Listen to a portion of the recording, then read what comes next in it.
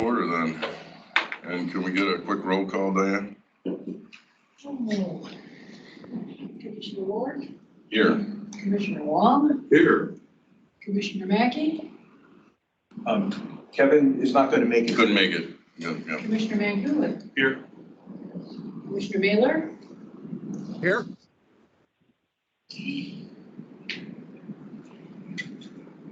Commissioner Robbins? Here. Commissioner Urban? Commissioner Seltzer?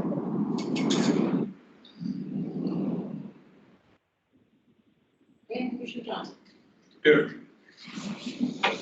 So you have a quorum, but you have no business today, but to be in receive mode for this presentation. Mark Nielsen's waiting. Shall we do the Pledge of Allegiance since we now have a flag? Yes. Let's do it. Pledge of Allegiance to the flag of the United States of America and to the republic for which it stands, one nation, under God, indivisible, with liberty and justice for all.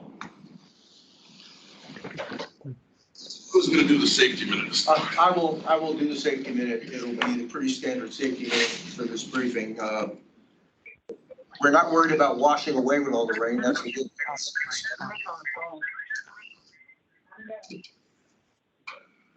We ask everybody on the team side to mute their microphones unless they're speaking, please. Thank you. Okay, yeah. Just the standard that you've heard us say many times. Should we find ourselves having to manage around an earthquake, please do not dive under this big table because it's very inviting, the size of it. We evacuate the building. This is the oldest part of the dock. It's in the worst condition of everything that we have down here, so we don't want to be on it should this get significant, should an earthquake get significant enough. So we're going to go down the stairs, out the emergency door at the bottom of the stairs that's on the right, and then across the trestle eastbound towards that building across the way over there. That's our muster point. Thank you, Steve. So the agenda is very brief and concise. Can I get a motion to approve the agenda? So moved. Second. Any discussion? Hearing none. All in favor? Or any opposed? Hearing none. Agenda is approved. So presentation of recommendation for a tariff surcharge in support of future Port of Alaska modernization program design and construction activities made by Mr. Ross Risbold.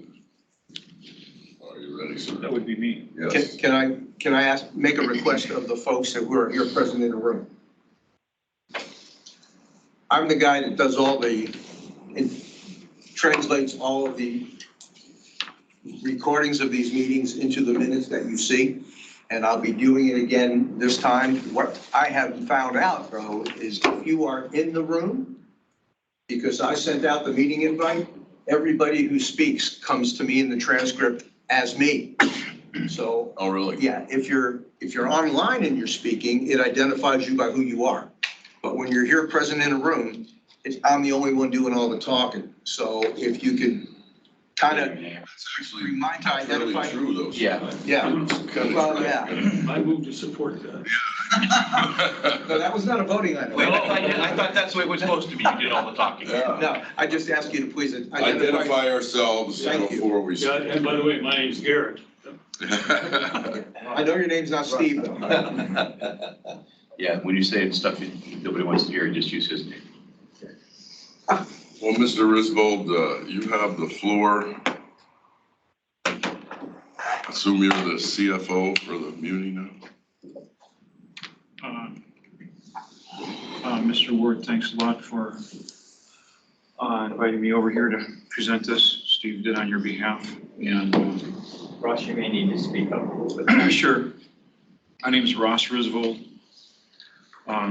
Been with the municipality since October of 2004 in this role that I have as a public finance manager. Manage the debt and investments for the municipality on behalf of the CFO. Prior to that, I was in the public sector or the private sector for about 8 years. I worked at Sprint PCS as a startup back in the old days when they started up, which was a subsidiary of Sprint. And now it's Sprint, the cell phone division. So I worked there off and on for a while. And then prior to that, I worked at Alaska Housing Finance Corporation for 14 years. Started there in February of 1983. So in a similar role there, where I managed the debt and investments of the corporation. Much of the investments there, of course, are mortgage loans and mortgage loan portfolios, so a different atmosphere, different job, but the concept was much the same. I worked for the CFO there. So in summary, I've been doing this kind of work for 40 years. So I do have a great deal of experience. Recently, Travis Fisk, the CFO of the municipality, resigned a couple of weeks ago. So the mayor asked me to be acting CFO until he appoints a new person to be the CFO for the municipality. So that's the role I'm serving right now. I've been working with Steve for many years and Jim here, and it's been a great relationship over the years. And glad to see we're finally proceeding with. This is underway. A new day here is underway with the port modernization program, and so I've been asked to manage the debt for this program. And there is debt for the program right now, and there will be more coming, unless for some reason we were to get a windfall of state and federal grants, which Steve and his crew and associates are actively pursuing. In the meantime, this presentation today and this meeting is a one-purpose meeting to go over this it's what I call a surcharge concept. It's a surcharge concept for the repayment of port debt for the Port of Alaska Modernization Program. And it's an 8-page, PowerPoint.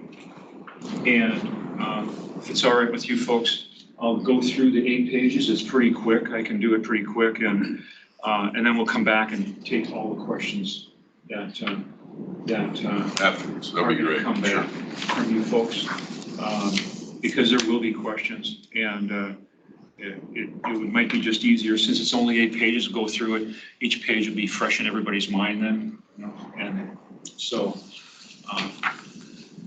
With that said, I'll proceed here. This is page 1. Pretty neat. It's the easiest page.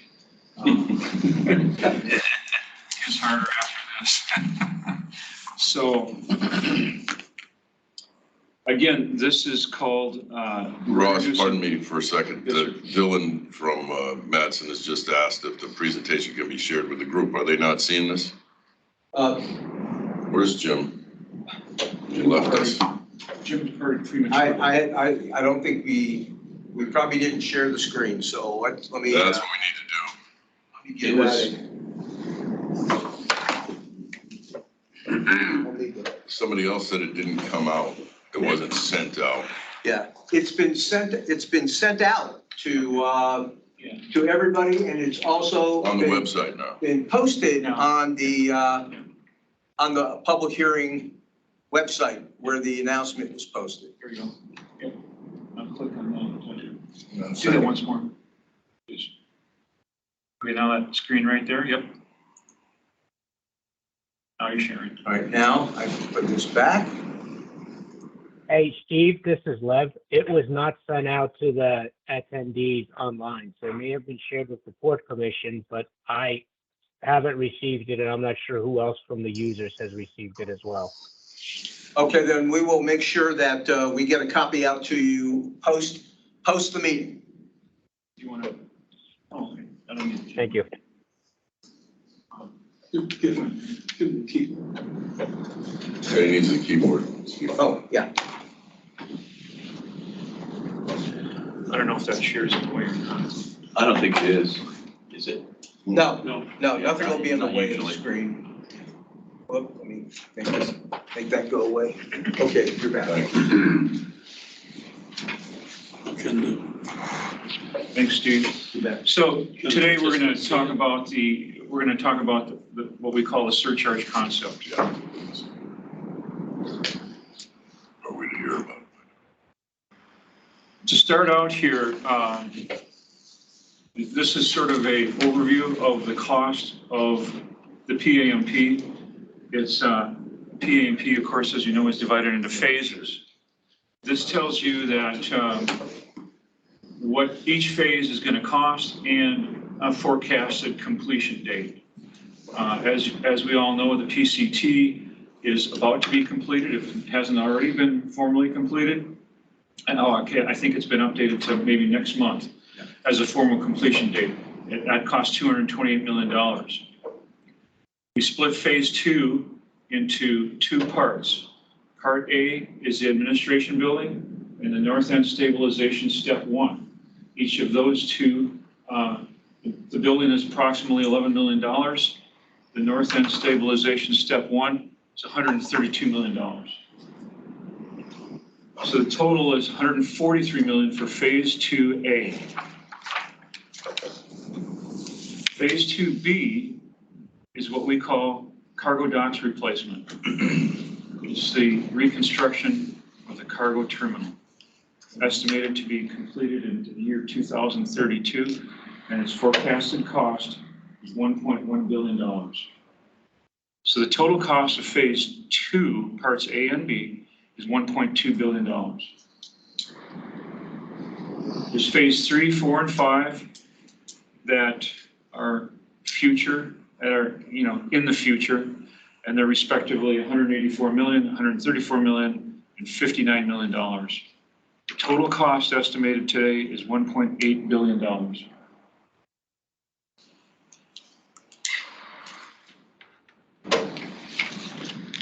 So there are the surcharge concept falls under what we would refer to as a policy consideration. The surcharge concept is for the recovery of PAMP marine terminal costs using a per ton surcharge on all commodities crossing the terminal. This concept will implement a surcharge, and it will also recalibrate the tariff rates currently in place for the petroleum and cement users. And this would proposed to take place on January 1st, 2023. On that prior page, which included all the costs for each phase, those are construction costs provided by Jacobs Engineering as of March 15th, 2022, and they use midpoint of construction escalation figures, which include inflation. So if their estimates for the costs and their estimates for inflation were to be met perfectly, that's what it would cost. We all know it's an imperfect world, so those things are going to vary. So hence the dollar amount will vary as well in the future. So far in 2020, we sold 30-year bonds, approximately $65 million, 30-year bonds for the PCT. We believe that we're forecasting additional bonds to be sold in late 2022, depending on the expenditure schedule, and depending on funds available through grants and federal grants and state grants. We will use the free money first, the state and federal grants, money that doesn't have to be repaid, or money that would come to us through low interest rate federal or state programs. We would use that first before we go to the marketplace and incur revenue debt in the marketplace, which would be basically the most expensive debt. And of course, the grant and federal and state grants really wouldn't be debt, they'd be grants. Tariff and surcharge rates developed from this point forward assume that the bonds will be issued with a 40-year term.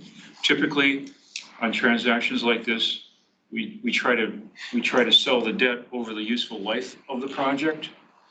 The useful life of this project is forecasted to be somewhere between 50 and 75 years, right, Steve? Yes. And it's sort of a long shot to expect investors to go out quite that long without incurring, additional expense. So 40 years, there's a marketplace for 40-year bonds. There was a reason why we did 30-year bonds in 2020. That was appropriate to do, but in the future, we'll be looking at 40-year bonds for this program. We also have a short-term borrowing program that we borrow on the short side with very attractive short-term interest rates until we reach sort of a critical mass, and then we refund that short-term borrowing programs with long-term revenue bonds. Those would be 40-year bonds.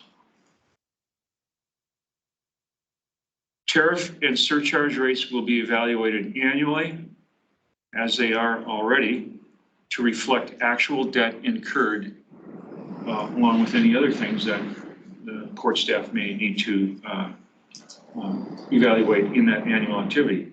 Does that sound right, Steve? Yes. Thank you, sir. Cruise ship activity is already charged in current tariff 9.1. I mention that because the cruise ships use the cargo terminal for disembarkment and their activity. It's something that's, Steve, would it be fair to call it an immaterial dollar amount of activity at this point in time? And this is Steve Rebuffalo talking. Yeah, the cruise ships, I don't think we'll ever get back to the volume of cruise ship business that we saw here pre-pandemic. But what we have never done is we've never used the tariff rates for cruise ship type business that are in the tariff. We've instead taken our portion of the state collected head tax in return.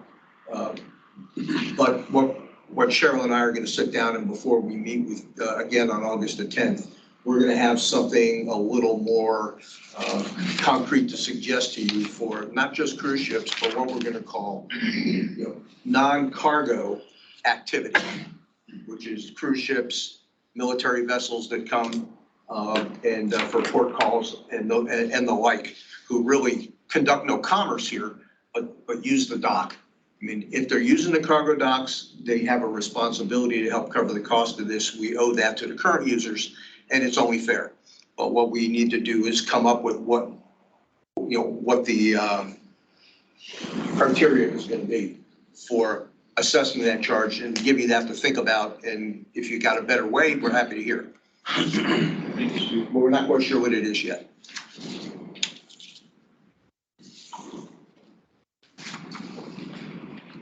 So now we're going to start going down into the surcharge concept a little bit here. This is what we call a rate design, and the surcharge concept falls within that category. The surcharge concept is based upon commodities crossing the dock on a per ton basis. A surcharge on all commodities will be used to generate the required revenue to support the debt needed to complete all phases of the PAMP. This surcharge concept that we're discussing today relates to about 82% of the overall PAMP cost, which is for POL, I'll call it Petro, which is a portion of phase 1 and all of phase 3 from that prior slide. Cement is a portion of phase 1, not expected to be any more than that at this time. Cargo is phase 2B only. That's the portion that we're looking at for the surcharge concept today.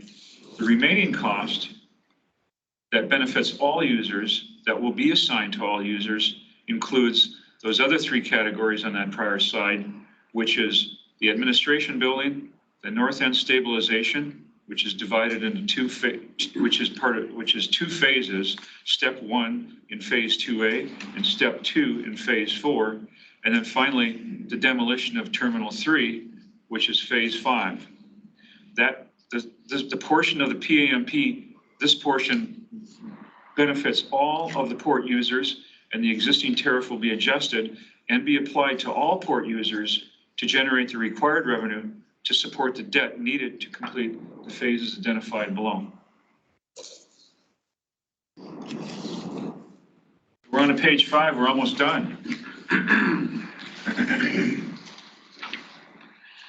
So we have calculated the surcharge based on the following. We calculated the tonnage for cement, cargo, and petrol, and that's the 2021 line up there. There's 3.8 million tons of cement, cargo, and petrol that came across the dock. Based on the percentage of allocation allocated to what it costs for the petrol, the cement, and the cargo terminals separately, the percentage of the value allocated is 1% for cement, 72% for cargo, and 26% for petrol. Right now, the outstanding debt is approximately $65 million. We're looking at a possible debt issuance of $65 million in late 2022, and that would equate to $130 million outstanding. What we then looked at is what is the required revenue to meet not just the debt service, but the required covenants of investors and the rating agencies to sell debt. So the required revenue is not just debt service. In a revenue transaction, you have a debt service coverage requirement. And in the case of the port, in most ports around the country, your required debt service coverage is 1.35, which means that you take your operating revenue and you subtract your operating expenses. Now, debt service is an operating expense, but we leave that out of the first part of the calculation. So we take operating revenue and we subtract operating expenses. What you have left over is net revenue. So if you owe $1 in debt service, your net revenue must be $1.35. And that gives investors and the rating agencies the comfort that in variable revenue times, that you'll be able to cover your debt service. So your cushion, if I may say it, is the 35%. And that's a healthy cushion. So I'm sorry, say that again. Just the last sentence. The debt service coverage ratio is 1.35 times debt service. So you take your gross revenue, your revenues, and you subtract your expenses, and that leaves you with some money left over. And that money left over is what you use to pay debt service with. Okay. So, Mr. Mikulich. Yes, sir. The 35% extra that's charged is a cushion, but if that cushion continues to grow, where does it go at that point? We'll get there. Okay. Yep, that's a great question. Well, let's keep the questions already. We've gone beyond that. That's a great question. Let's keep the questions, write it down, ask them at the end. Let him keep going before he loses it. Yeah. So what we've got here is, what we did was we determined, based on current interest rates for the future debt in 2022, we determined that we would need $10 million in required revenue annually. So what we did was we came up and said, what portion would cement, cargo, and petrol need to contribute to that required revenue? And based on their tonnage and based on their respective share of the value, the tonnage up above and then their value down below, for example, cement brings across 88,000 tons in 2021. So we use 2021 actual numbers to come up with this in this calculation. And we use the actual value of the forecasted costs, and for PCT1 it's a known cost because it's done. And cement is involved in that. And there is a previously negotiated portion for that cement users would pay. And I haven't adjusted that in this at all. I've just used what was given to me. And their portion of the PCT and the terminals is 1%, 1.05%. So they would need to come up with $105,000 each year based on tonnage of 88,000 pounds, 88,000 tons. And then we did the same thing for cargo. They have 1.6 million tons in 2021. Their share of the cost is 72%. They would need to generate $7.3 million as part of that $10 million of required revenue. Again, we did the same thing for Petro. We converted their volume to tons. It was 2.1 million tons of Petro. Their share is 26%. We need to generate revenue from the petroleum users of $2.6 million. The sum of that is 10 million, which of course equals the required revenue of 10 million. Now, taking it one step further, we need a surcharge for each of these three commodities based on their 2021 tonnage and their share of the value that's assigned to them. So if we charge $1.26 based on 88,000 tons, that will generate $105,000. If we charge the cargo users $4.70 per ton, based on actual tonnage from 2021 of 1.6 million tons, that will generate required revenue of $7.3 million. Same thing for petrol, $1.31 per ton generates $2.6 million of revenue.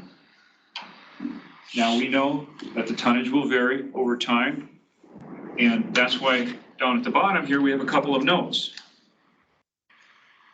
This proposed surcharge would be effective January 1st, 2023, and it would be evaluated every year as part of the tariff review that Steve's staff has historically done forever.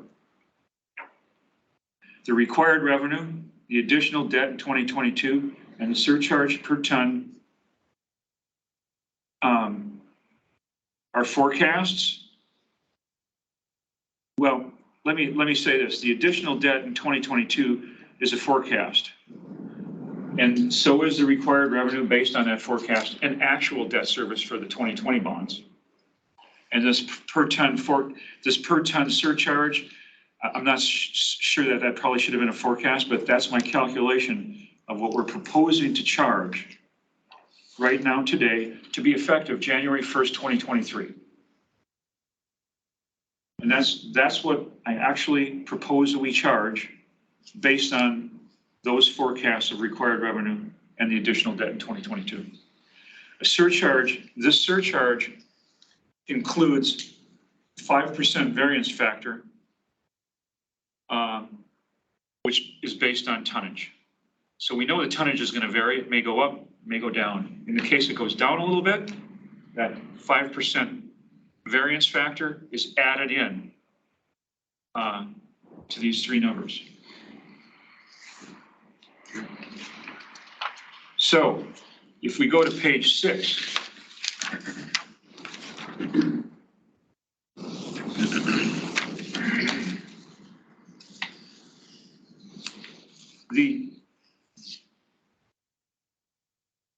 when we go to page 6, we're forecasting what we would charge each year for the next 5 years. This gives the users comfort that they know what's coming, at least on a forecasted basis. It gives investors comfort to buy bonds that we might end up selling. And it gives rating agencies comfort to know that we have a plan to pay for debt. And the rating agencies like to see 5 years into the future. If something goes wrong, it's going to go wrong in the first 5 years on a revenue transaction.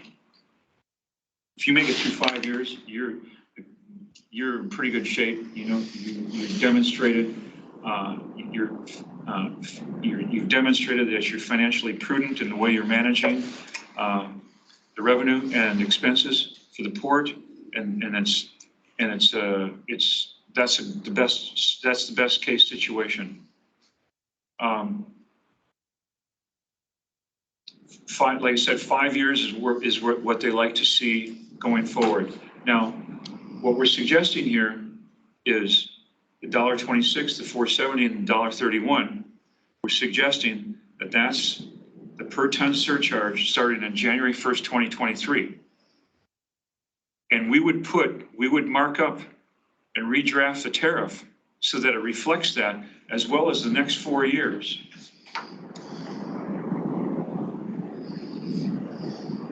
Understanding that in the fall of each year, we revisit this schedule along with other tariff requirements that the port and staff deems necessary to review. And then again, on the January 1st, again, we would re-establish what the rates were. If everything came true on these forecasts, these would be the rates for the next 5 years for the surcharge concept to repay debt of the port. So again, in the footnote there, I've said it's effective January 1st of each year. It's going to be reevaluated every year. It's a surcharge that includes a 5% variance factor. That can be evaluated each year. We evaluated that with staff and Cheryl Beckham, the port director, finance director, at length. And we felt that was a comfortable and reasonable and defendable factor. So let's go to page 7. Now we truly are almost done.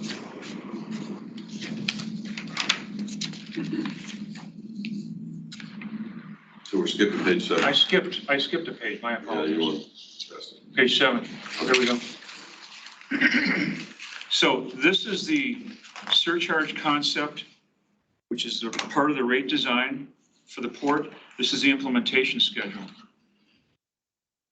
We're here today talking about and introducing the concept of a surcharge on a per ton basis.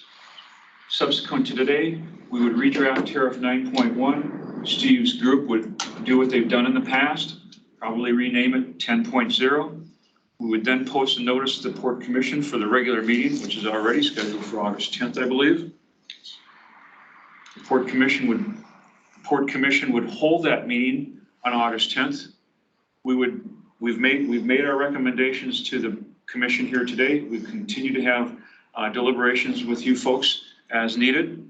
We would recommend that you, the Port Commission, provide a recommendation to the Assembly supporting this port surcharge concept.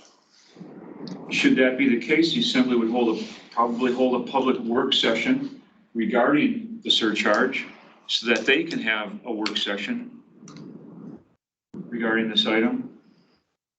We would have an ordinance that would be introduced to the Assembly at a future meeting, introducing the new tariff number 10.0, which we propose would include this surcharge and any other changes that might be necessary, deemed by the port and Steve's staff here. That would be introduced to the Assembly. There would be a requirement for a 2-week period of time. And then the Assembly would hold a public hearing on this tariff, on the tariff ordinance.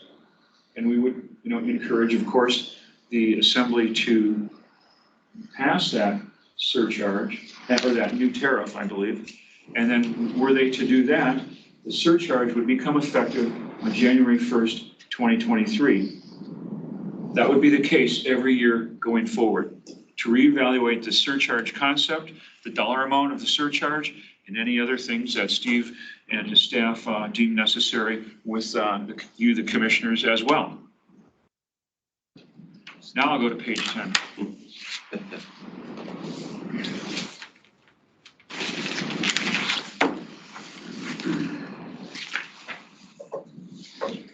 I've spent a great, excuse me. As I mentioned previously about my experience, I spent a great number of years with rating agency analysts, with investors, with our municipal advisor, with bond counsel. I've spent many years understanding what revenue transactions are all about. And what we've done here is noted that as an enterprise fund and a non-regulated utility of the municipality, the Port of Alaska recovers all its costs through user fees. Port infrastructure investment costs, typically throughout the United States and probably the world, are recovered using a surcharge method.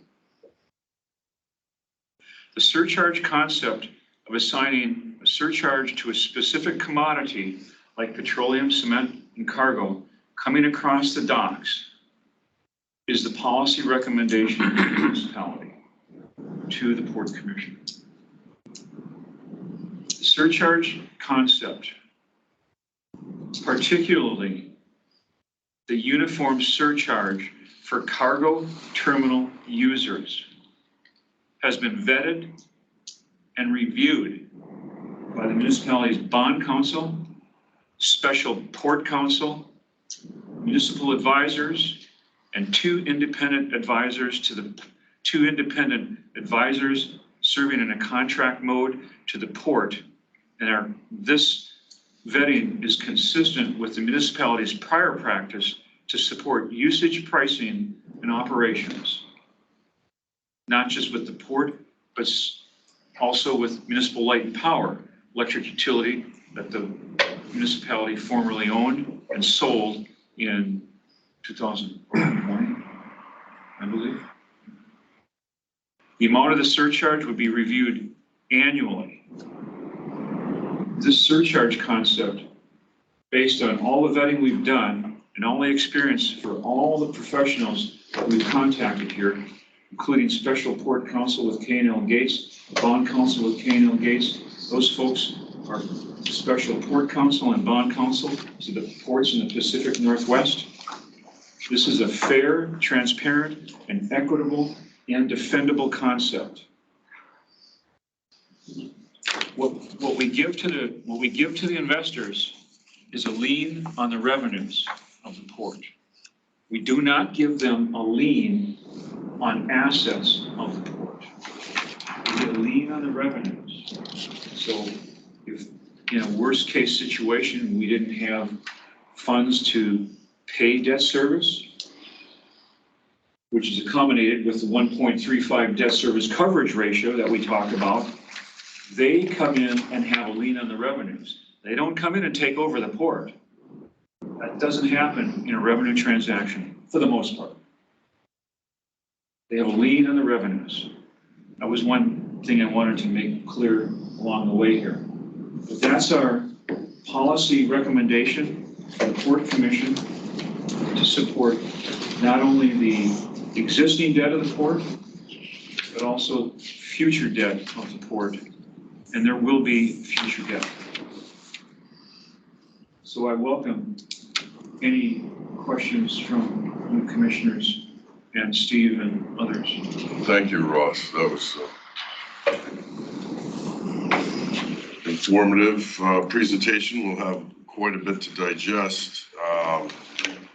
I would like to ask a couple questions and then I'll open it up to the commissioners as we go around the table.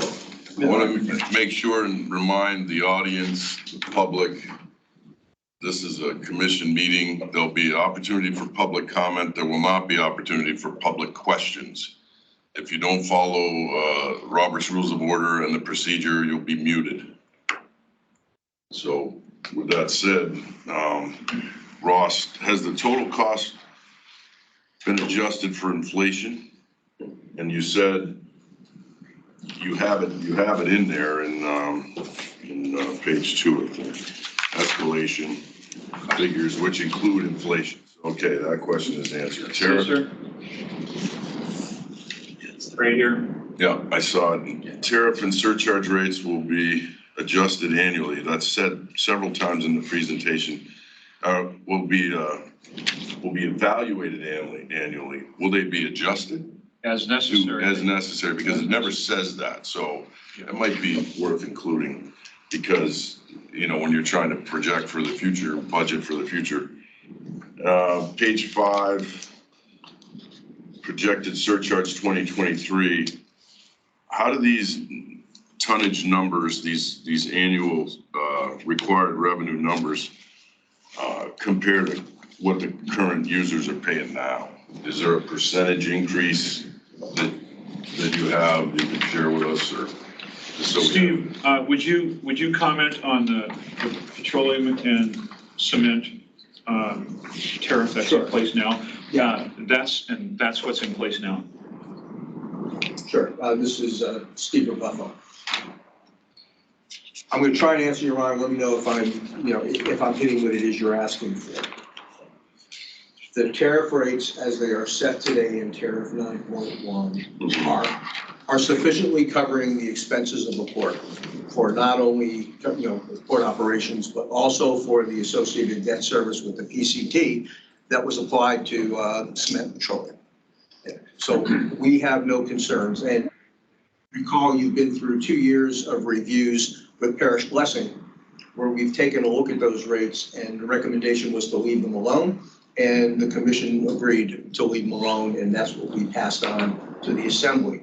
Because when they passed tariff 9.0, that set those tariff rates, they came with that proviso that we do an annual review and report back to them the results of that already. So we're not going to be asked to do anything any different with this. The composition of the numbers may be a little bit different, but the process and the protocol of going through an annual review will continue. Okay, so I wasn't very clear of my question, obviously. I understand that the PCT surcharge is servicing the debt, and that's wonderful. My question was more to the point of these surcharges that you're proposing, Ross, $1 on cement, $4.70 on cargo, that's in addition to what they're already paying, as a surcharge normally is, correct? These $3 amounts would be what they pay per ton going forward on January 1st. Just to support the PAMP. Just the surcharge for that, over and above what they're already paying to use the port. Correct, but what they're already paying includes a small tariff or surcharge that pays the debt service for the 2020 bonds. We will eliminate that. That would only be the PCT folks. Right. That are paying that. We'll eliminate that. That will be eliminated. That would be eliminated. I'm sure that And then- answers some of their questions. But what percentage does this represent over what they're already paying? And we didn't do that algebra, but we will have Well, I that. bet Cheryl could do it in about 3 minutes, and I know that people are gonna And want she's to know not, and that. she's not here. Okay, Yeah, so we'll have that answer for you by the time there's meeting. okay. Yep. You say on page 8 that bond counsel, special port counsel, muni advisors, and 2 independent advisors have reviewed this surcharge concept. What Kano Gates I've never heard of. That doesn't mean anything because I'm just a simple sailor, not a finance guy. But what about Parish Blessing, who has come in here many times and made presentations to us previously? You're talking about page 8? Well, I'm talking about the plan has been reviewed by Right. independent, yeah, page 8, 2 independent advisors. Did Parish Blessing look at this? Right. Yes, the 2 independent advisors, one is Parish Blessing, Okay, and the other one I'm referring to is a report we received from HDR. Yes. And the HDR recommended their recommendation. this report, August 2021? Yes, sir. Okay. Their recommendation in there is consistent with what we're proposing here. Mhm. We didn't talk to them, but we deliberated at length with Bill Wilkes and Jeff Persley at Parish Blessing about this. Do we have anything in writing from them? Parish Blessing? Because we always get a presentation from them on things Not like at this point. Not No, yet. not at this point, not at this point. but- Nothing in writing. And Were again, they- it's just Steve Buffalo.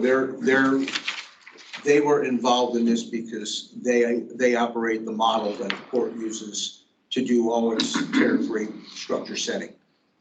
So in order to not have to reteach that to Ross and at the time to Travis, we loop them in to do all the modeling of the numbers. Okay. As part of this. One of the things you said, Ross, that I was particularly pleased to hear is that we're gonna use the free money first, which makes complete sense to me. How much money do we have on hand right now, and do we expect to receive from all sources? Jim? We have, Jim? Go ahead. Yeah, I believe what we have is, we do a monthly report in public finance that shows what the unencumbered budget is for the port construction project. And I don't have the number, but I think it's about 100 million right now Okay, of unencumbered budget, which means they can spend $100 million tomorrow. Like, it might be 92, 90, 100. what's a million between? Right, yeah. Yeah, So but to follow up with that, we recently received two grants, we recently received two appropriations from the state of Alaska that will be coming to us in an actual award soon. $100 million from the state of Alaska is a grant that's no strings attached, a grant for the PAMP. It's $100 million. When we receive that grant award, it will be appropriated by the assembly, and it will fall into the budget. And if the budget is if the unencumbered budget right now is 90, then it goes to 190, okay? Then the second portion of the state of Alaska grant from a recent legislative session is another $100 million. That is subject to receipt of a like amount of federal funds. federal matching, right? Not MARAD settlement funds, but other grants of the federal government, not low interest rate loans and not MARAD settlement money, but federal grants. Now, if we receive $10 million next year of federal grants, we'd automatically receive $10 million from the state. It's sort of a match, it's a match, obviously.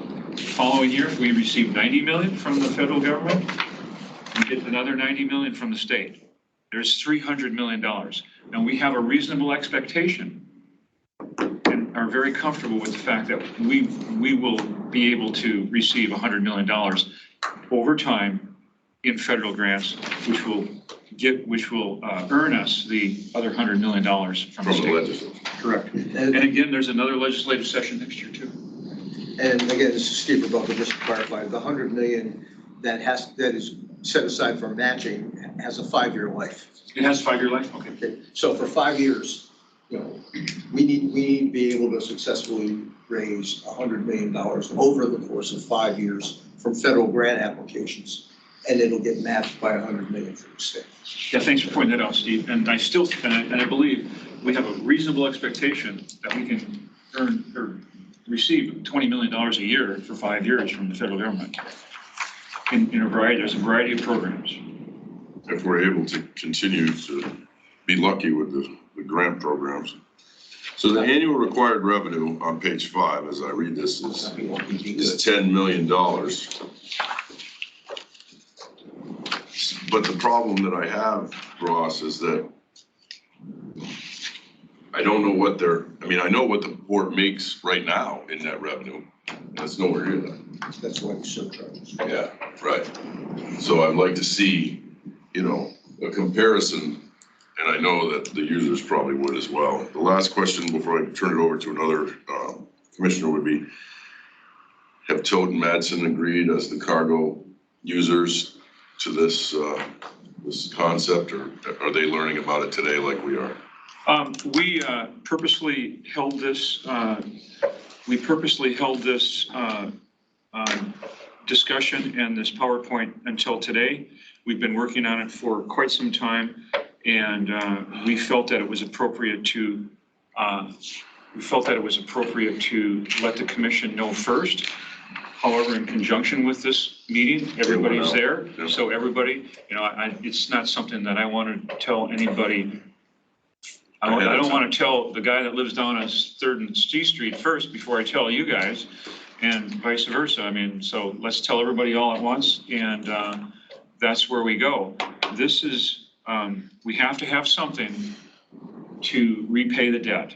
And this is the most prudent, it's the most transparent, it's the most fair way to do it. Very much appreciated that we were able to have this presentation directly, especially a month before, well, a little less than a month before we have to meet and decide whether or not to recommend it to the assembly.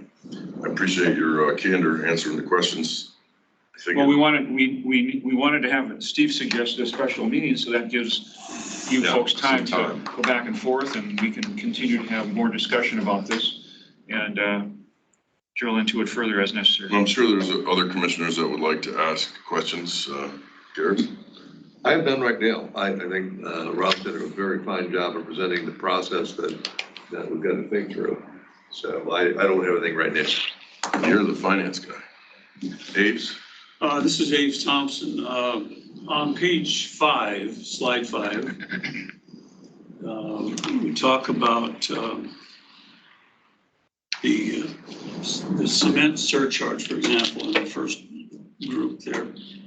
If just to clarify my thinking, and I think I understand this, currently a portion of the tariff on the PCT is debt service. Currently a portion of it. Now, let me finish my question. So now if we adopt a new tariff in January with this surcharge in it, would that current debt service go to 0 and the surcharge would then become 1.05%? Correct. Okay. All right. Thank you. I did understand that. Of course you did.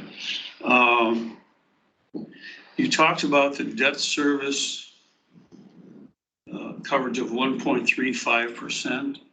Yes, sir. So that's basically a comfort level that the port would retain those earnings and show that as the 1.35% cushion to satisfy or calm the nerves of the investors or the lenders. Correct. Crudely put, but basically. Correct. Okay. I can please continue. No, if you care to elaborate on that. I'd be pleased to elaborate. This answers the other question about the 35%. Yeah, I'm glad you did that. You mentioned that because I heard 35% and I'm not sure I understand that piece of it. 0.35%. Well, yeah, it's 1.3, it's coverage ratio of it's called 1.35 times debt service. Okay, that's the misunderstanding that I had. I thought I heard 35%, So not 0.35. Well, They're one and the same. if percent is 35%, the ratio is, the decimal is 0.35. So if you have revenues, which we do, of course, we have revenues, we subtract operating expenses. Debt service is an operating expense. So let's just set that aside for a moment. So we've got operating revenue, and we're going to subtract and pay all those operating expenses. Now we have money left over. But we also have debt service to pay. Right. Okay. So if we have $1 of debt service to pay, that net revenue that we just talked about, that we just calculated, needs to be $1.35. Right. That's what he's talking about. Needs to be $1.35. All right, okay, it's clear now. Okay. Now, So the water utility, 35% of that dollar. Okay. the water utility and the wastewater utility, they only need 115. But they're a different creature. They've got consistent revenue.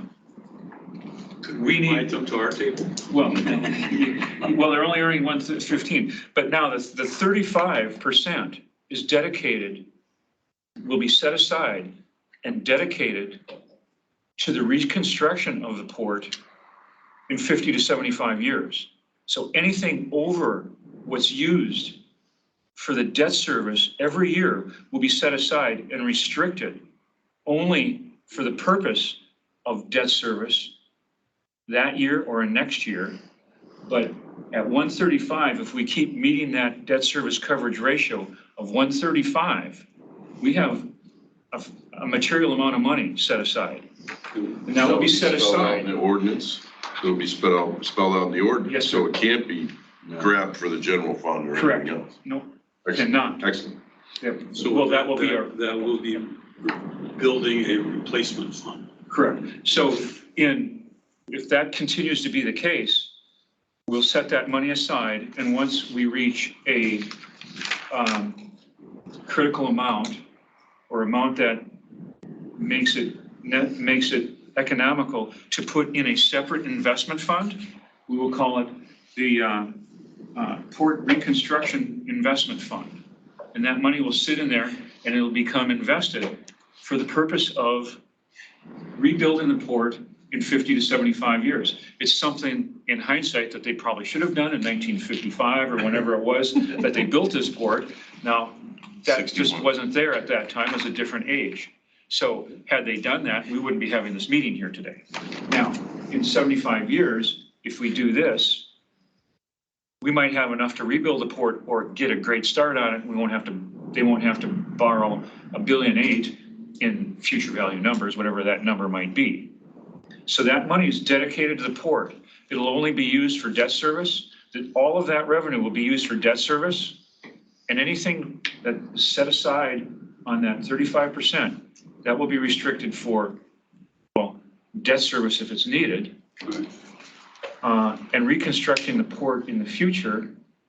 And if there were to be an event that damaged the port once, 20 years from now, doesn't need to be rebuilt, but if there was an event that damaged the port, we could use that fund for it.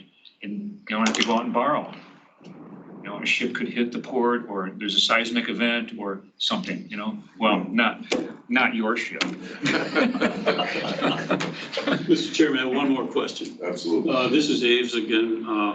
On page 8, the third little paragraph there says the surcharge concept of assigning a surcharge to a specific commodity is a recommendation of the municipality.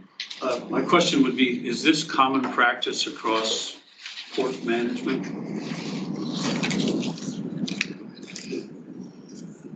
What's common practice is the investment costs are recovered using a surcharge method. We reviewed this with our bond counsel, who is a partner at K&L Gates, a nationally known law firm that's headquartered in Seattle. Cynthia Weed has been a bond counsel for decades, and her partner is a port counsel for the ports in the Pacific Northwest, among other places probably. And the two of them have said that this is a reasonable, defendable, and equitable concept to implement for the situation that we have here at the Port of Alaska. Follow-up. Sure. Is this common practice in other ports around the world? And I'm talking about assigning a surcharge to a specific commodity, like we're doing with cement and cargo and petroleum. You have this port is a unique port that's a little different than other ports across the world and the country, but I do believe this is consistent with what they are doing, and we can follow up again. I can follow up again with that question and come back to you folks. I'll be happy to do that. I'm not trying to belabor a point here, but I'm curious. We may hear some comments that say, well, only in Alaska do you do it that way?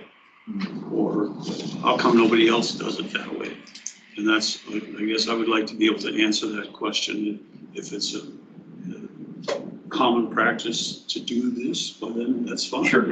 Our counsel is on, our counsel is listening, and she's probably already got the answer for us, so you'll have it later today. Well, sometimes we do give a damn how they do it outside. Yes, we do. Well, the customers do. Yes, absolutely. Is that it, Ace? Yes, thank you, Mr. Chairman. You're welcome. Thank you.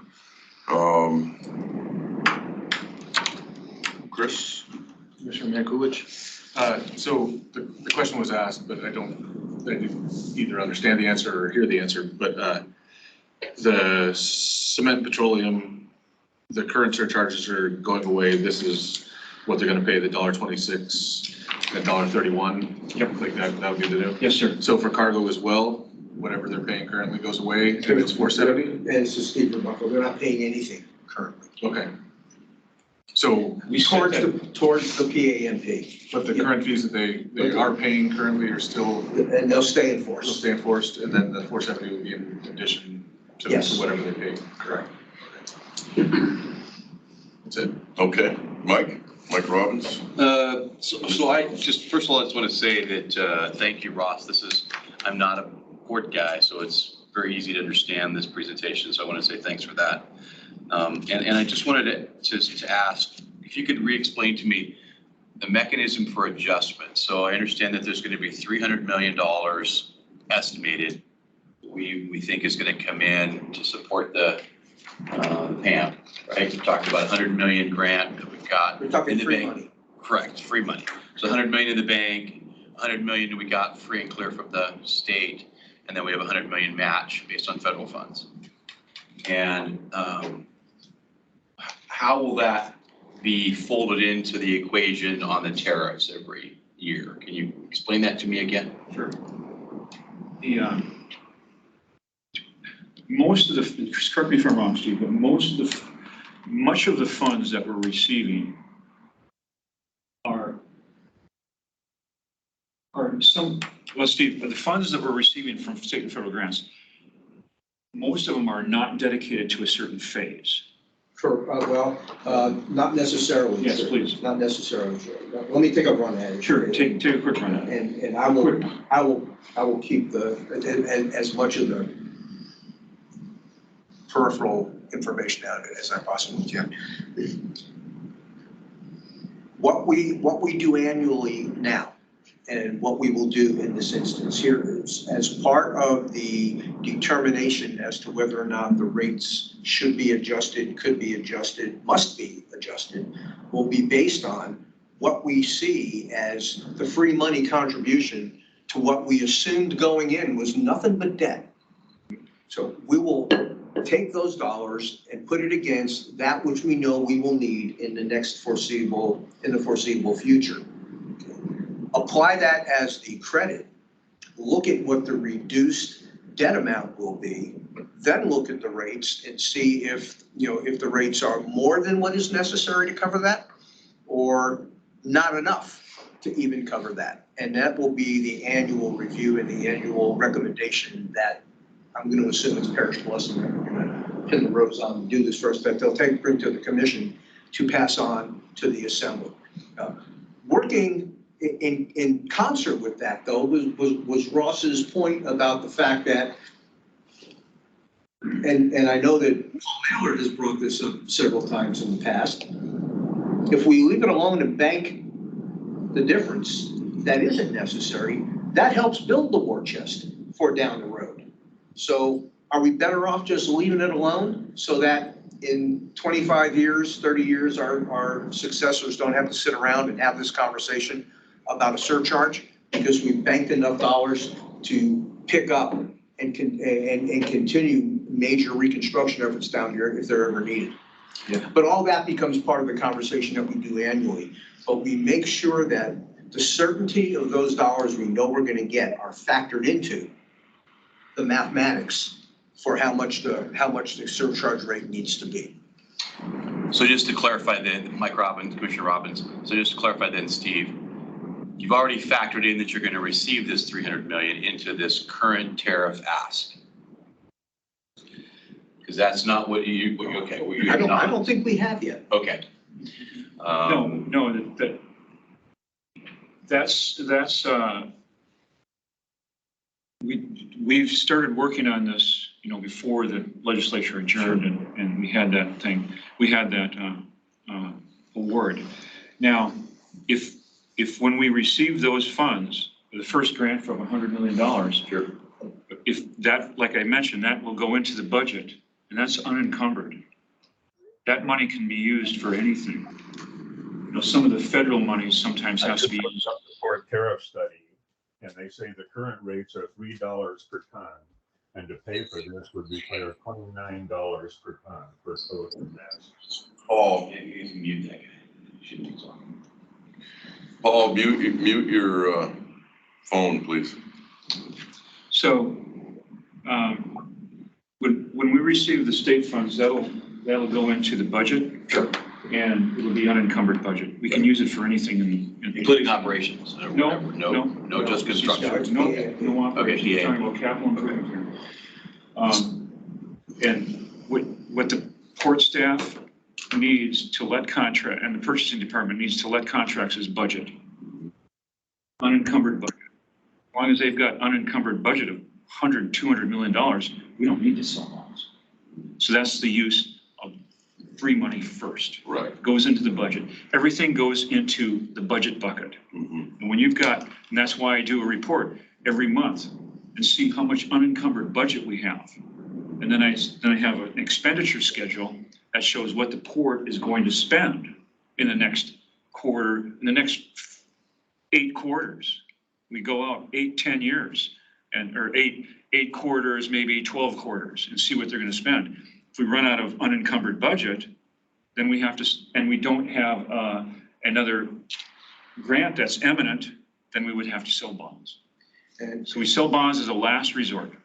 and this is Steve Rebano. So do I sense a recommendation coming out of this meeting that before we meet on August 10th, we make an assumption about the 100 million that we're gonna get from the, over the next 2 years, that we're gonna get from the state? Well, if you're asking Commissioner Robbins, this is Commissioner Robbins. That's not my recommendation. Okay. I just wanted to clarify from my own thought process. Okay. Is all. Again, I think that this is the fairest way to fund the port modernization. I don't know how else you're going to accomplish this without some sort of tax or tariff. And, when you think about this, and the last question I wanted to ask was, of the current cargo that's coming across the dock and usage of the port, currently there's a tariff on the construction, or excuse me, the petroleum dock that we added when we built the new dock. And I'm assuming that cost just gets passed on to the customer. It's not something that's absorbed by the users. Is that correct? The cost of The cost of the tariffs, those tariffs get passed on to the customers, which these Well, yeah, that's. consumer, not by us. No. Well, that's but what by all the these It's a better, studies say. it's a better Right. question for Matson Tote, Okay. Marathon, and on, but I don't think anybody so generously takes it off their bottom line. Yeah, so- It's gonna get passed on. I was just doing some quick math, and this new tariff represents 2 cents on a gallon of milk.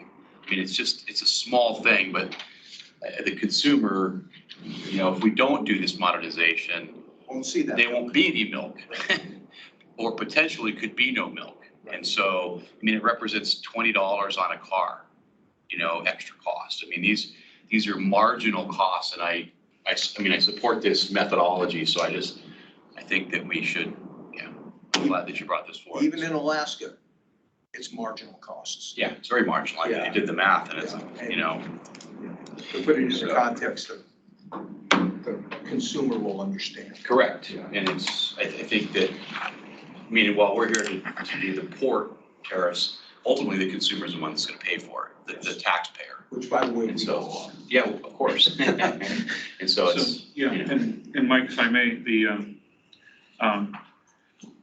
the materials for this port, they're giant amounts of materials, the dollar amounts. So when they let a contract to buy steel, it could be a contract for $50 million.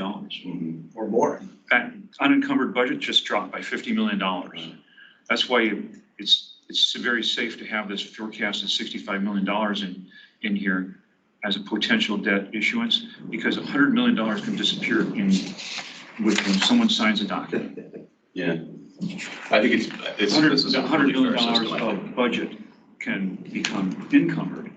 That's what I meant by someone signing a document. Or two contracts, steel and cement and something else. That's why this is a reasonable forecast of what we should do. Do you have any other questions, Mike? I don't. Thank you. Not yet. Yes, Ron. Okay, so we have a few more commissioners online. Can we go to the picture of the Yes, so let's the take. video? Stop sharing, you will do Stop it, stop sharing. sharing the screen? Yeah, Jim, you want to take care of this? He had escaped. Yeah. And Commissioner Mailer, would you like to ask some questions of Ross? Thank you, Ron. Ross, thanks for this presentation. I really appreciate it. It was very thorough. My fellow commissioners have asked some great questions. I've got a couple more. If you look at slide 5 and you're calling tonnage in petroleum, I'm curious just on what you're using as a metrics there. So, because is it all the different products will have different densities, will be a different ton. So is it just by a barrel, or is there actually a formula you're calculating to come up with that 2,100 tons? Because we obviously have crude, we have jet, we have different products, and a ton is going to measure different ways. And for. Yeah, absolutely. Steve, go ahead and answer Yeah, that. we use the weight of a barrel. And, A barrel of what, Steve? yeah, We converted, Steve, I think we converted the barrel of oils to tons. Based Yeah, on what and- though? Because there's yeah, conversion factors yeah, and, different for the density of the cargo. well, I So will tell you, that's a question that, this is the answer is what we have always done forever and a day. We didn't invent a new one. It's just what we, the conversion factors that we've been. does using anybody for know what it years. is? It jet? Is it the I- most? Who the hell knows? Is it the commodity that comes across the dock the most? I don't know the answer to that. There's a general conversion factor used in the industry, and I. It's you, the Yeah, average. let me go get my little cheat card. That's because I have it on there. 7.2 pounds per gallon, which is 300 and something per barrel, and yeah. Okay. It would just be good to have transparency on that and how you're defining a ton. Because obviously different products we're bringing in, petroleum will bring in, will obviously weigh different.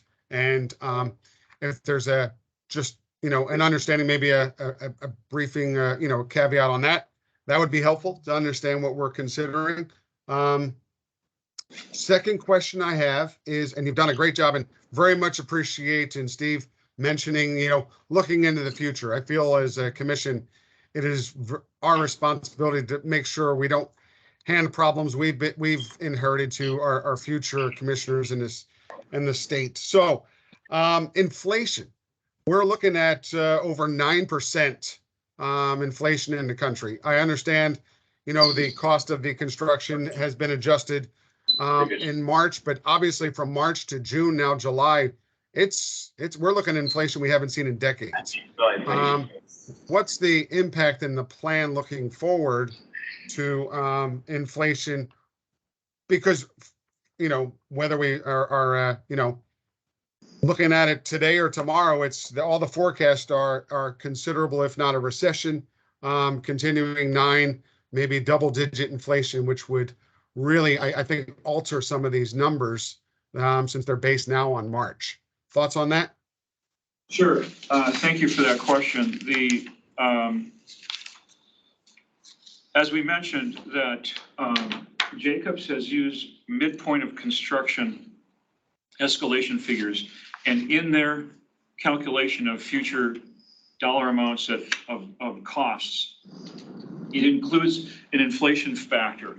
I do not know what that inflation factor is, but this is somewhat comparable to what we do in the investment world. Just because there's a spike up or a spike down in inflation or comparatively investment rates, this is a long-term many years project, and it really doesn't, on a spike up or a spike down, doesn't necessarily mean you go and change your estimates because of that, because in another year or two, there could be a spike down.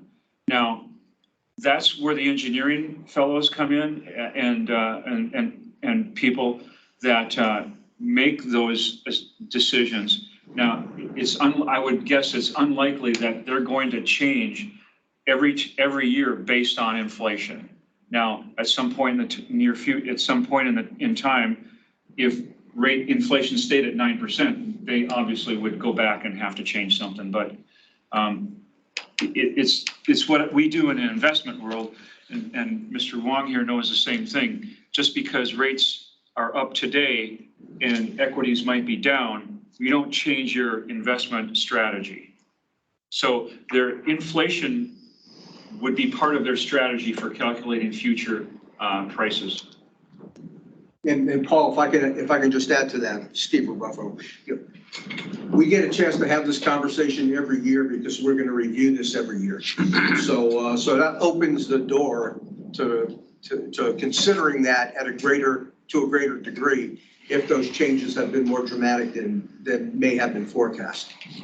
And to get back to your, a barrel is not a barrel is not a barrel, and I appreciate that. And I'm gonna ask Cheryl and make sure we have that answer for you, because it's her staff that does the when we bill you guys for barrels, if they do it by the particular commodity that that you're bringing across the dock, then that answers that part of your question.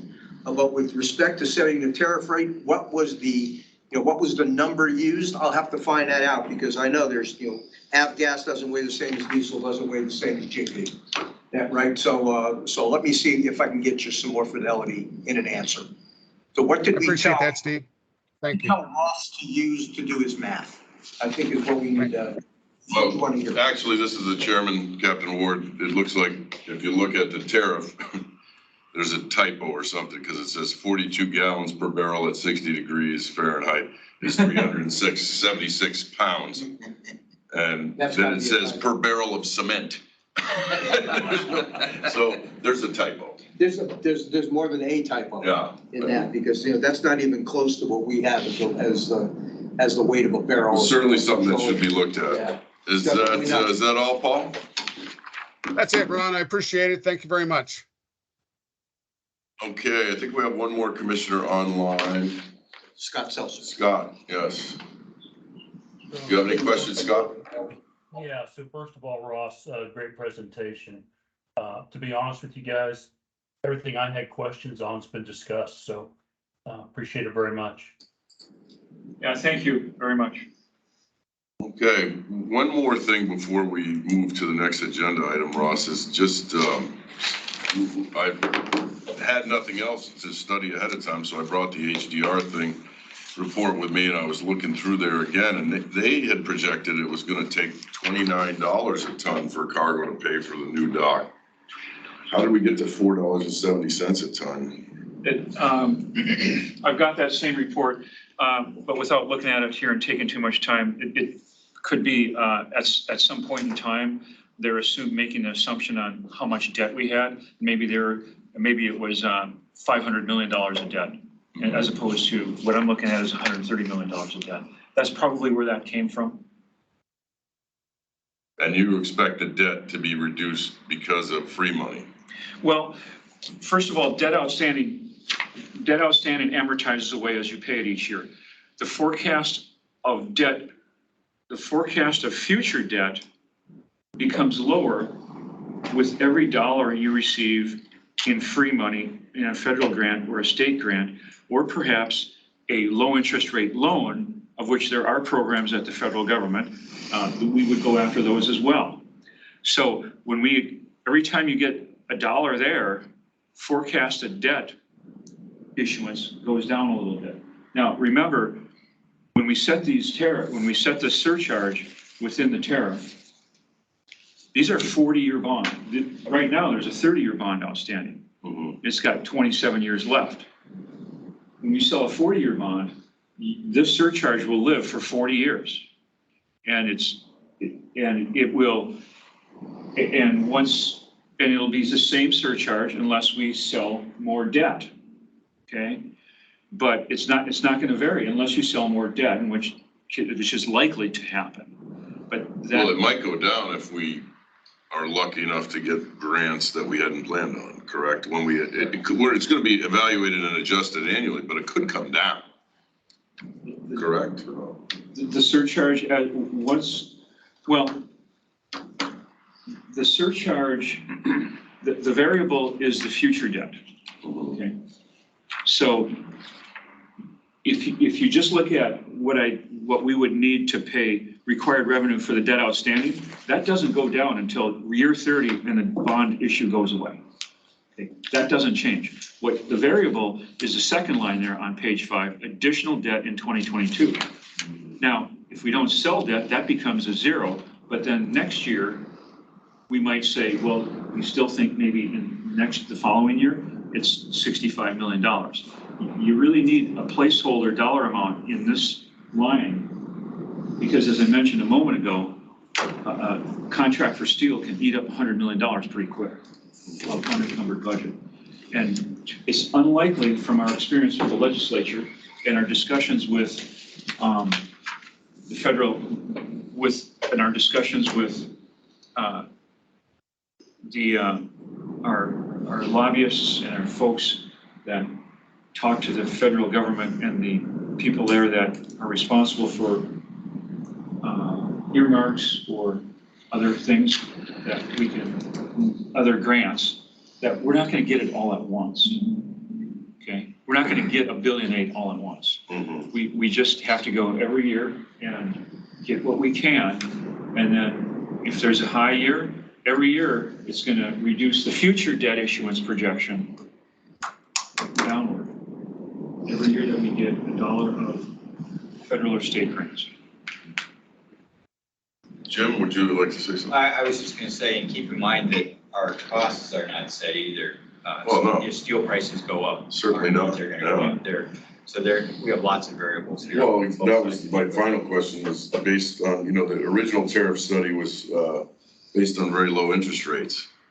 And interest rates have climbed significantly, and there doesn't seem to be an end in sight right now. So, I mean, has that been discussed with the bond folks and the advisors that you described in page 8? Right. Yes, Ron, that is the case. The $65 million of outstanding debt, we know that debt service is fixed income debt. We know that. That's a done deal. Right. We know every 6 months how much we pay for 30 years. The additional debt, we evaluated what the current interest rate environment is a couple weeks ago.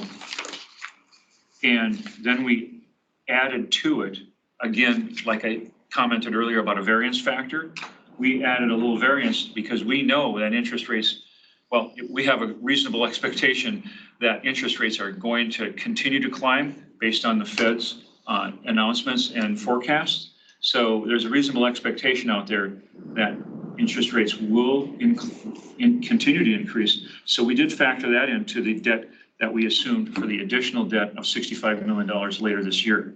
So we did factor that in. At 5%.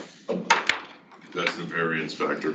No, the variance factor is, we figured out what the dollar, we figured out what the dollar surcharge is for these 3 commodities, and then we multiplied it and increased it by 5%.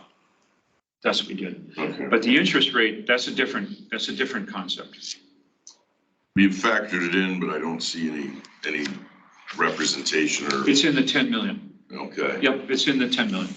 Because I know a portion of that 10 million, it's probably I think it's 4 million that we paid on the 65 million that's outstanding.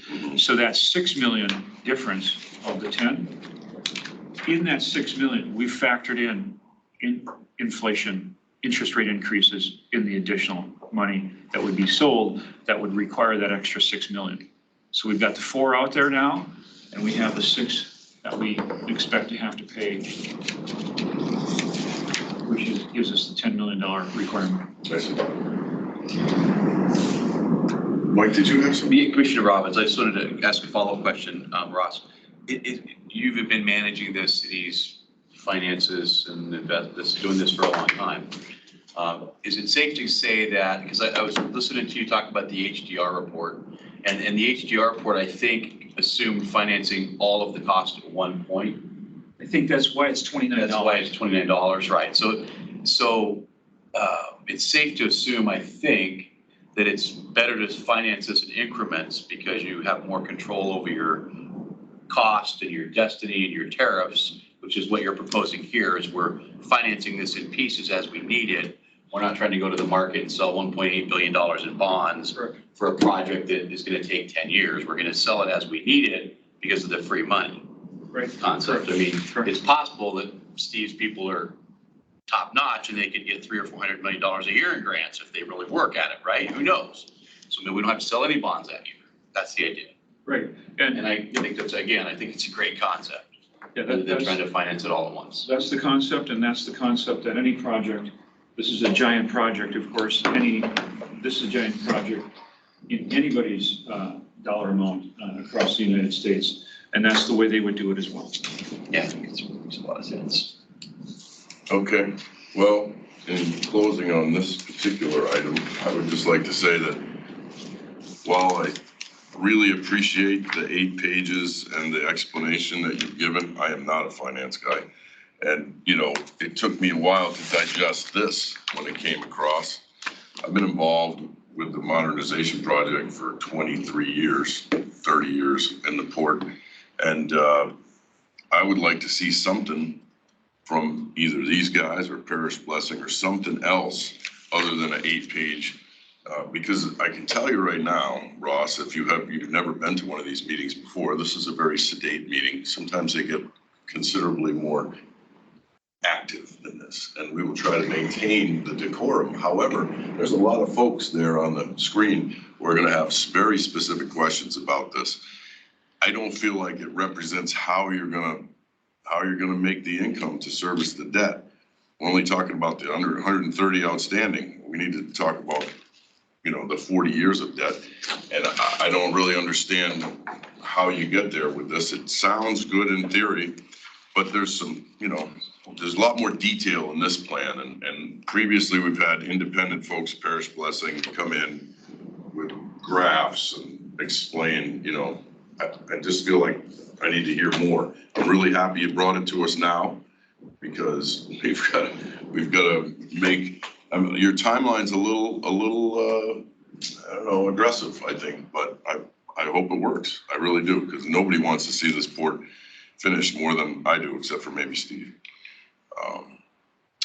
With that said, I think the next item on the agenda is public comment, and I want to preface the public comment portion of the agenda. Yes, Mike? Before we move into public comment, because it could get lengthy, I just wanted to ask a question, if I could, of Steve. At the last meeting, we talked about getting minutes and recordings of the Matsu meeting, and you were going to send that out, and I had never received it. Yeah, I'll follow up. Would you please? Yeah, I will follow. No, because normally we would approve the previous meeting minutes at this meeting, but since it was a special meeting, I'm assuming you're holding it in abeyance You will have them available at the Okay. next one, yeah.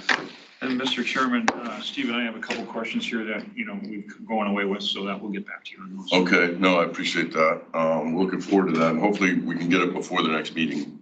The sooner we get these things, I understand completely why this was held until 20 minutes before the meeting, but anything that comes, you know, on the heels of this, I'd like to see earlier, which would make it easier for us to digest. So public comment for those in the audience. Just want to say again, this will not be a question and answer session. The questions were asked by the commissioners. That's, if you'd like to make public comment, you can make a comment. Hopefully keep it brief, and then we can move on to the next item on the agenda. With that said, did anybody sign up for public comment, Jim? No. Well, I guess there won't be any public comment then. Was there a sign up option? We didn't get any messages sent to us, but But we have raised hands. All right, well, let's go to the first raised hand there. Val, Dreyfus, Mattson. Thank you very much. So, yeah, I would like to thank everyone for all the work, because I know a tremendous amount of work went into this concept. And on behalf of Matson, we do support the uniform tariff concept and think this has addressed that very well, and also supports the recommendations of the study that was administered by the port. So we applaud the effort here. Thank you. Thank you, Val. Appreciate that. Art? Good Dowling. morning. Yes, Art Darlene, Vice President and General Manager for Tote Maritime here in Alaska. Thanks for the time to speak, and thank you, Ross, for that presentation, and to Val's point, all the work that went into it. My comments, not surprisingly, will be specific to the cargo docks and the proposal to charge a uniform tariff for Terminal 1 and Terminal 2. So since 2003, Tote's position has been consistent that any modernization cost borne by the municipality should be recovered from the port user who directly benefits from the related modernization. Lift-on, lift-off operations are distinctly different than roll-on, roll-off operations and require different infrastructure. As such, we believe they should have distinctly different tariff structures. Really, anything less creates an unfair playing field and disequilibrium in the marketplace. Effectively, what it does is it artificially increases the ro-ro cost structure for its shippers and causes these shippers to subsidize the cost who utilize lo-lo operations. So, you know, in the past, the Port of Alaska set a precedent recovering costs from the port user who directly benefits from the related cost. Specifically, an example would be the construction of the new trestle here at Terminal 3. The port provided funding and recouped its costs solely and directly from Tote, the port user who benefited from the project. It wasn't spread across all the port users or really all the cargo users. We view the PAMP as no different. So, you know, in summary, I'd say the uniform tariff departs from past practices, not only in the POA, and this was brought up earlier, it's inconsistent with funding practices elsewhere in the United States, and we're happy to provide examples of that. Again, thank you for allowing me to speak here and hear my comments and for having this meeting. Well, thank you, Art. Appreciate it. Yeah, Lev? Thanks, Ron. Thank you guys for the presentation. Out that the petroleum users pay a per barrel tariff, and would appreciate a transparency as to what the per ton component would look like in terms of the surcharge. And then would like to also understand a little bit of how this applies to the user pay model that has been championed by the port since at least the last 3 years when I was involved with the PAMP, but would expect for that to be, I guess, clarified in future presentations. Thank you. That was, petrol stuff. Anybody else have their hand raised? Does not appear to be the case. Wow, I don't see it. Okay. Well, one more chance. Anybody else would like to make public comment before we move on? Don't see anything. With that said, we'll go to closing comments around the horn. Garrett? Oh, I think Ross did a great job of the concept that we need to think about, and I have no other questions. Mike? Great. I just want to mirror that and ask Art to definitely email me that information on the way that these rates are done at other places. I'd appreciate that. Will do. Dave? Thank you for the presentation. It was clear, short, and there's no such thing as a bad short presentation.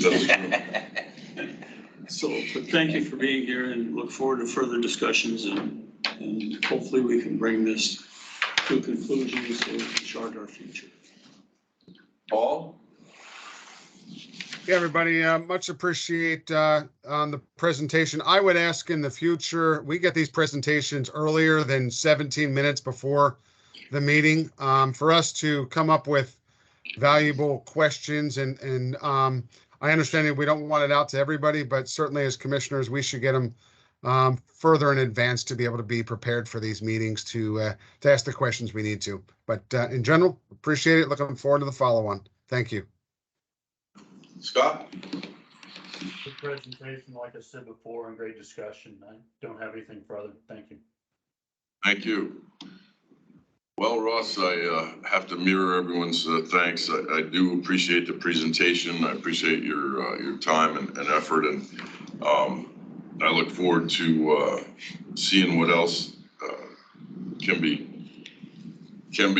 presented to us before the next meeting, as we try to decide what to propose to the Muni. We're going to need more information, I think, looking at this, and I appreciate Art Dahlen from Tote making the promise to give us some comparisons from other ports, because I believe I asked your predecessor for that 3 years ago, and I know I've asked Steve for it on many occasions, and it would be extremely helpful if you guys had something to show us that said this is a direct comparison to what Seattle, Long Beach, what the other Pacific Coast ports are doing, and I, yes, you've said it, that you did some comparisons, but it'd be nice to see something. Okay. Yes, thank you, Chairman. And like I mentioned, we've got a handful of questions here to follow up on, and I'll get those Q&As to Steve here next week, and then he'll get them to you folks, I imagine, and then that'll generate more questions probably, and is it a little more than 2 weeks to the actual next scheduled meeting? Yeah, we'll get him a question. We'll get him Q&A by probably Monday or Tuesday. Okay. And then we'll give and folks that are on the line, as I mentioned, bond counsel and special port counsel, they've already generated their responses. Right. And they'll have those for us, and they'll probably have some other color that that they can add to the conversation here based on the questions based on the comments and based on your questions that I tried to answer. That'll be very helpful. Mr. Chairman? Yes. Would it be appropriate, I don't know, since I've not been on the commission, this is my first time, but is it appropriate to ask that maybe the Muni's bond counsel or some of these experts they're relying on come to the meeting in August, say, and answer questions to us first directly? Is that an appropriate step, or I don't know? It's not inappropriate. Well, we can always ask. We can ask. Yeah. Because the more experts we could, I mean. They would be more than willing to show up or be online, and it's not inappropriate. In fact, it's more than appropriate. The more educated I can get, the better my decision is going to be about this topic. So if there's. I represented that we've spoken to many different parties here, and it would be very appropriate to have them weigh in and say, yeah, or present documentation. I mean, yeah. You could give us documentation ahead of time, because we've asked for many of these things over the years, and it would be really nice to have something to support our decision beyond the presentation. Well, as I mentioned, we purposely made this brief and quick, and we purposely timed it so that everybody saw it at the same time. But certainly going forward now, we can certainly give whatever we're going to present to you folks, we'll give it to you well in advance. Appreciate that. Dave. Thank you. What question? What's our target for forwarding our tariff recommendation to the municipality? It's kind of soft. My gut tells me I would like to get this through the assembly before the end of October. Yeah. Because once they get into the FY23 budget cycle, this is going to become a colossal distraction. And if we can beat that timeline, then good for us. Good. Thank you, Mr. Chairman. Thank you, Steve. I just don't want to be intimidated by the fact that we may have to vote on August 10. No, and I don't think you need to be. Thank you. Okay. Well, because of the timeline, the implementation schedule shows the Port Commission provides a recommendation to Assembly is immediately following our regular meeting on August 10th. But I don't see that happening, Abe. So I can tell you right now, I would not support that, because we're looking for more information. And that's only a portion of the information that is probably going to be asked for, because we're the only ones asking questions right now. But you can be sure our phones will be blowing up after this. So, Mr. Chairman and members, that's why on this on page 7, we purposely left off dates after August 10th. Okay. We purposely left off the dates because, as Steve said, we've got to fit it in. But our goal is to make it, if we do a surcharge, our goal is to do it January 1st. Yeah. That could probably. And you can ask for as many out-of-cycle meetings as you want. If August, if the comfort level isn't there on August the 10th, and you want to wait a couple of weeks and have another meeting, here we are. It's important. We're here to support you. I'm willing to do it. It's an important decision. I think that, the better educated we could get, Absolutely. better, so. And I love getting stuff in writing and email to me, but I also love being at the table, interaction one-on-one, and being able to watch someone answer the questions versus me just digesting the information, so. As long as we don't get into moose season. I would entertain, unless there's any further discussion or comments by the commissioners, I would entertain a motion to adjourn. So moved. Yeah, a second. Okay, and that was Commissioner Robbins. Commissioner Robbins and Commissioner Wong. Commissioner Wong. Any opposed? Hearing none, we are so adjourned. Pounding my imaginary. Thank you. Thank you, guys.